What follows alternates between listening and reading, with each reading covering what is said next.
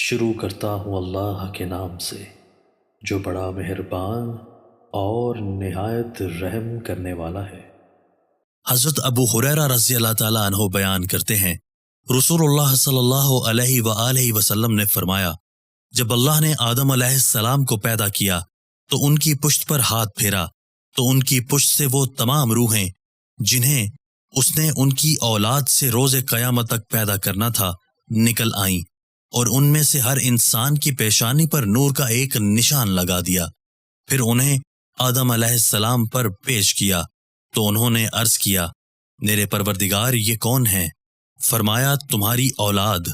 پس انہوں نے ان میں سے ایک شخص کو دیکھا تو اس کی پیشانی کا نشان انہیں بہت اچھا لگا، تو انہوں نے عرض کیا، میرے پروردگار یہ کون ہیں؟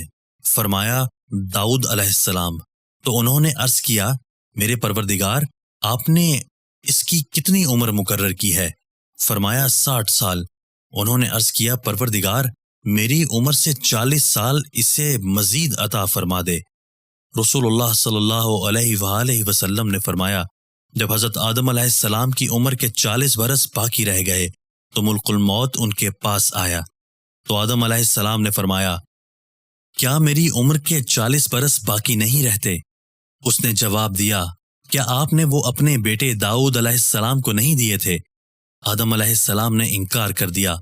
اسی طرح اس کی اولاد نے بھی انکار کیا۔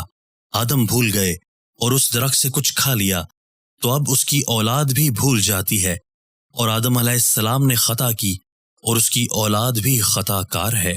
دوستو، اللہ تعالی ہمیں ان احادیث مبارکہ پر عمل کرنے اور اپنی زندگیوں کو سنوارنے کی توفیق عطا فرمائے۔